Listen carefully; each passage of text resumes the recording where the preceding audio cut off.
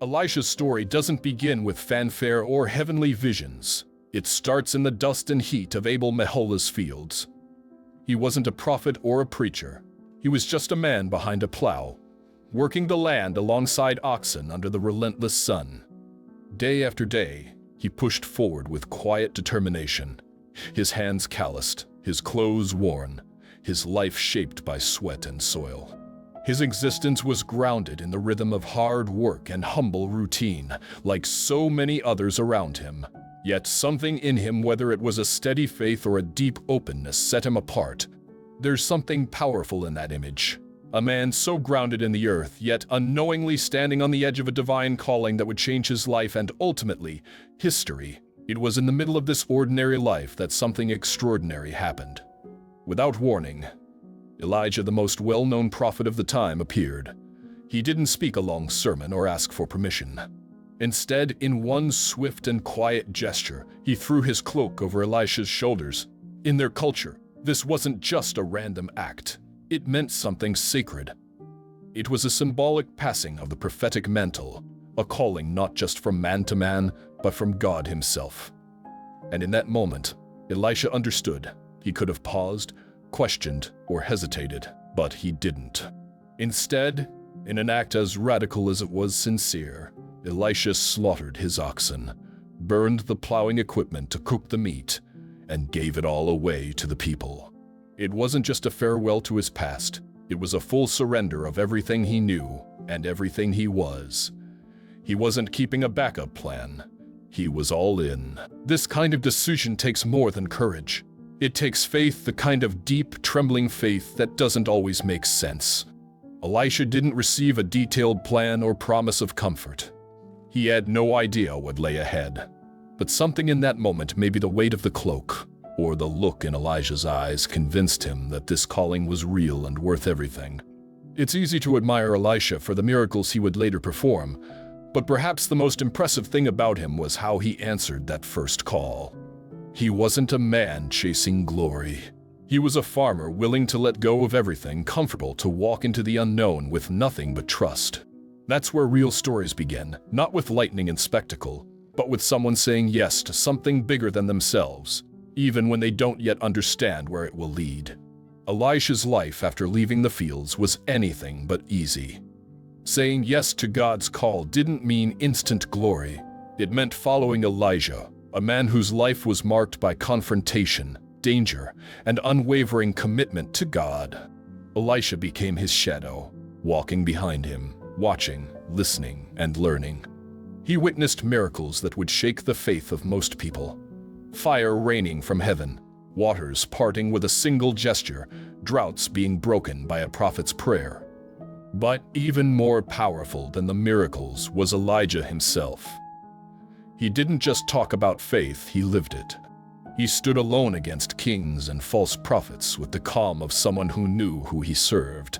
Elisha, still new to this world, soaked in every moment like a sponge, learning not just the acts of a prophet, but the heart of one. There were days filled with awe and moments filled with fear. Being near Elijah meant being close to both divine wonder and real danger. Yet, Elisha didn't flinch. He didn't just want the show of power, he wanted to understand the source of it. That meant walking with Elijah through lonely deserts, witnessing the heavy weight of leadership, and praying through nights that offered no answers.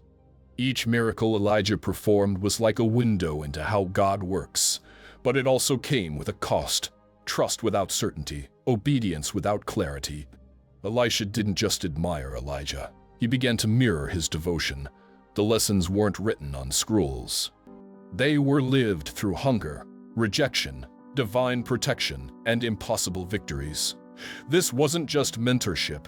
It was preparation by fire. Through it all, Elisha was being shaped not just into a man of God, but into someone who could carry the burden of spiritual leadership. He wasn't simply inheriting a title. He was inheriting a legacy. Elijah wasn't training a replacement. He was preparing someone to carry the weight of faith into a future filled with uncertainty. And Elisha, with every step, proved himself willing. What he learned during those years wasn't just how to call down fire or heal the sick. It was how to listen for the still, small voice of God in the middle of chaos.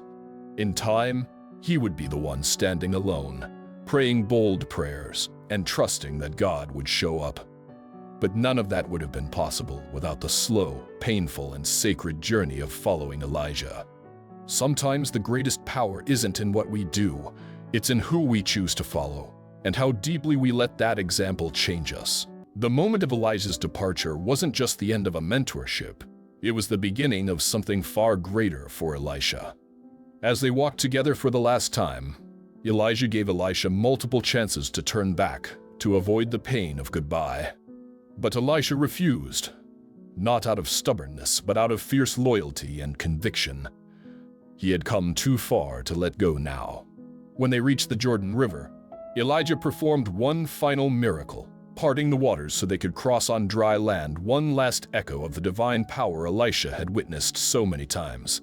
Then came the hardest part, as the chariots of fire appeared and Elijah was taken up in a whirlwind. Elisha cried out, not just for his mentor, but for the loss of a spiritual father. In a deeply symbolic gesture, he tore his own clothes, a sign of grief, but also of transition. The era of Elijah had ended. What came next was up to him. In the silence that followed, lying on the ground was Elijah's cloak, the same one that had been thrown over Elisha's shoulders years ago in the field. Now Elisha picked it up, not just out of memory, but with purpose. This was more than fabric. It was responsibility, a physical reminder of the spiritual calling that now fully rested on his shoulders. Alone now, he walked back toward the Jordan River, where the sons of the prophets stood watching from a distance. All eyes were on him. Would the God of Elijah be with him too? With a heart pounding and perhaps hands shaking, Elisha struck the waters with the cloak and cried out, "Where is the Lord, the God of Elijah?" And then, just like before, the waters split.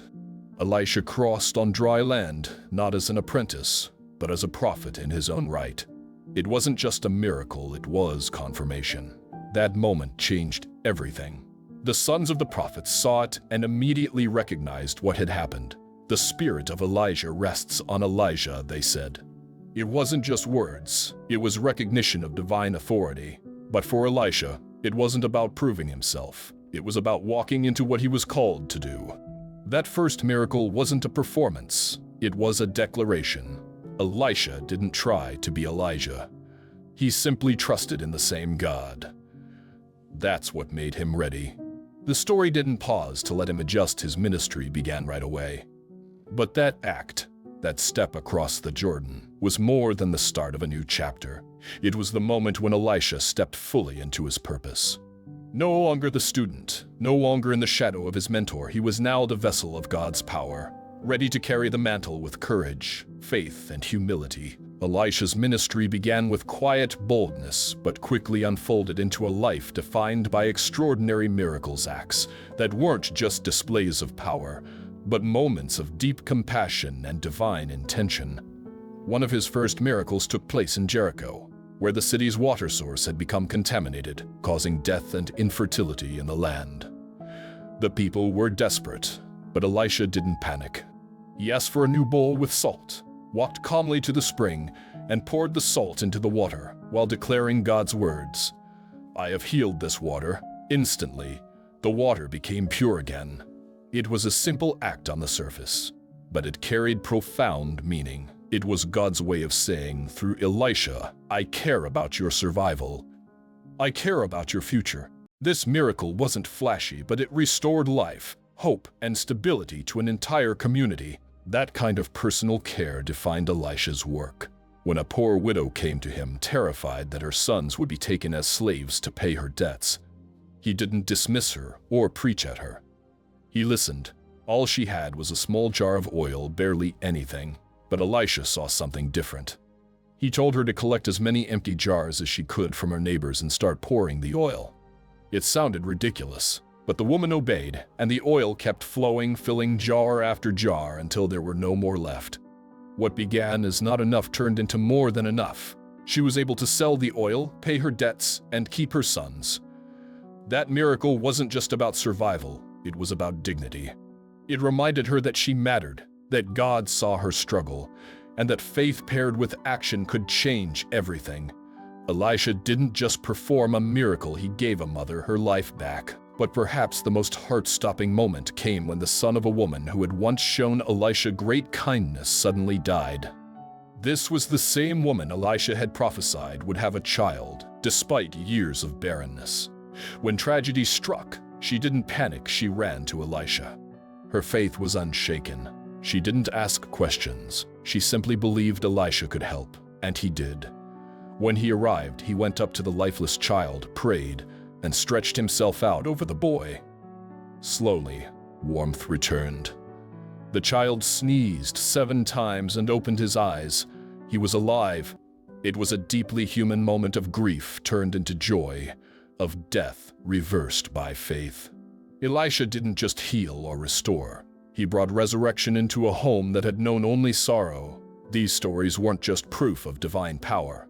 They were reminders that even in the darkest moments, God sees, God cares, and sometimes through people like Elisha, God steps in and changes everything.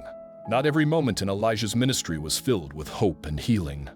There were also difficult, confusing, and even harsh moments, like the time a group of young men mocked him on the road to Bethel. They didn't just call him bald to insult his appearance. It was a deeper kind of disrespect. Their words mocked his authority, his calling, and even his connection to Elijah, who had just been taken up into heaven. It was a public, intentional challenge to the role Elisha had been given by God. And while the punishment that followed 2 bears emerging from the woods and mauling 42 of them might seem extreme to modern ears, it served a purpose in that context. This wasn't about vanity or revenge. It was a clear sign that mocking the work of God had consequences, and that Elisha's role as a prophet came with serious weight. It was a wake-up call to those who might see the spiritual as something to scoff at or dismiss. But Elisha's leadership wasn't just about consequences. It was also about wisdom, clarity, and an unwavering connection with God, even in times of war. When the king of Syria plotted against Israel, Elisha repeatedly warned the Israelite king about the enemy's secret movements. His insight was so accurate and timely that the Syrian king believed there was a spy in his inner circle. But the truth was more astounding. God was revealing the enemy's plans to Elisha in private, almost like a divine intelligence network. And when the Syrian army surrounded the city where Elisha was staying, his servant panicked. It looked hopeless, but Elisha remained calm. He prayed for God to open his servant's eyes, and suddenly the servant saw the hills full of horses and chariots of fire, an invisible army protecting them. Elisha then asked God to blind the enemy soldiers, led them straight into Samaria, and instead of destroying them, told the king to feed them and send them home. It was an act of radical mercy. That decision to show kindness to the enemy was more than strategy. It was a declaration of who Elijah was and the kind of God he served. He didn't use power for vengeance. He used it to bring peace. That moment didn't just stop a battle, it temporarily ended a war. It showed that compassion could be more effective than violence, and that real strength sometimes looks like restraint. These stories offer something deeper than just awe. They reveal the heart of a prophet who didn't just act in God's power, but also reflected God's character. Elisha wasn't perfect, but he was deeply grounded in faith, in wisdom, and in a vision of justice that was balanced with grace. In a world full of pride, mockery, and war, he stood as someone who didn't just believe in God, he lived out what that belief meant, even when it was hard, even when it cost him, and especially when no one else would. The legacy of Elisha, the prophet who followed in the footsteps of Elijah, extended far beyond his own lifetime. His ministry, full of divine interventions, was a living testament to the power and grace of God. But the most profound miracle linked to Elisha occurred after his death. When a group of Israelites were hurriedly burying a man and spotted Moabite raiders approaching, they made a hasty decision to throw the deceased man's body into the nearest grave, a grave that belonged to Elisha. Miraculously, when the body touched the bones of Elisha, the dead man came back to life and stood up on his feet.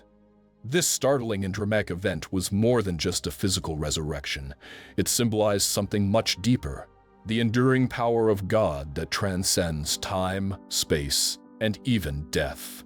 The fact that this miracle happened long after Elisha had passed away sent a powerful message to those who witnessed it and to generations that would come after. It reminded them that the presence of God and His divine will does not end with death. It continues, sometimes in ways we least expect. Even after Elisha's body had been laid to rest, his connection with God remained so strong that it could restore life to others. In this miraculous moment, the spirit of Elisha was shown to be a lasting channel of God's power, a constant reminder of how faith can transcend the boundaries of life itself. This miracle, however, was not the only instance where Elisha's life and ministry demonstrated the far-reaching impact of his unwavering faith. Throughout his life, he had been a channel for God's will, consistently performing miracles that defied human understanding. He had healed the sick, purified water, multiplied food, and even brought the dead back to life. Each miracle, while astonishing, had a deeper purpose than simply demonstrating divine power. They were signs that God cared about the most mundane and critical aspects of human existence. Whether it was healing the waters of Jericho, providing for a poor widow, or bringing a child back to life, Elisha's actions spoke to a deep truth about God's character. He is deeply involved in the world and in the lives of his people. Elisha never acted out of a desire for personal glory. Instead, his actions were always centered on obedience to God's call and compassion for the people around him. He understood that serving God was not just about performing great acts of power, but about faithfully walking in the path that God set before him, no matter how difficult or demanding. His life was a powerful example of what it looks like to live fully for a purpose greater than oneself, grounded in faith and a commitment to the divine will. The continued miracles that took place after Elisha's death are a reflection of how deeply his faith in God had taken root, not just in his actions, but in the very fabric of his being. This was not a prophet whose life could simply be contained within the span of his mortal existence. His life had been so closely intertwined with God's power that even in death, he became a conduit for God's work. The resurrection of the dead man was a vivid reminder that God's power is not limited to the physical realm.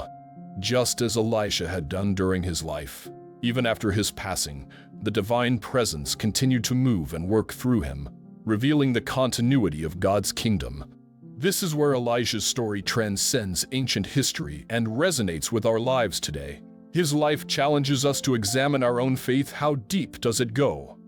How far will our faith stretch beyond our own understanding or the limits of our immediate circumstances? Elisha's story shows that faith, when grounded in obedience and trust in God, does not end when life ends. It endures, and it continues to shape the lives of those who remain. The strength of Elisha's faith was not just seen in the miracles he performed, but in how his life pointed to a greater truth: that God's will can transcend time, that the divine plan is much larger than the visible, and that our lives, when lived faithfully, can have lasting effects far beyond our time on earth. In the world we live in today, this concept is incredibly powerful. We often face challenges, pain, and circumstances that seem insurmountable.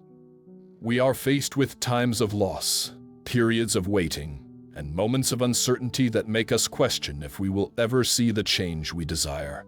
The miracle of the resurrection through Elisha's bones offers us hope. It speaks to the lasting impact of living a life grounded in purpose, faith, and obedience to a divine calling. Even in moments of despair, when we feel like we've reached the end, we are reminded that there is still power in faith. This miracle shows us that the work we do while we are alive can have eternal consequences. Our acts of kindness, the words we speak, the choices we make, they can transcend time and continue to impact others long after we are gone. Just as Elisha's faith remained a channel for God's power long after his death, our lives, if we live them with purpose and faith, can create a legacy that extends beyond our physical presence.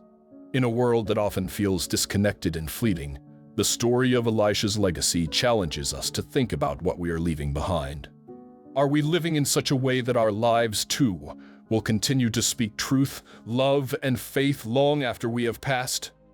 Elisha's story is not just about the miracles he performed or the power he wielded, but about the kind of life he lived, a life committed to faith, to others, and to a purpose much greater than himself. In a world that often feels disconnected and fleeting, the story of Elijah's legacy challenges us to think about what we are leaving behind. Are we living in such a way that our lives too will continue to speak truth, love, and faith long after we have passed?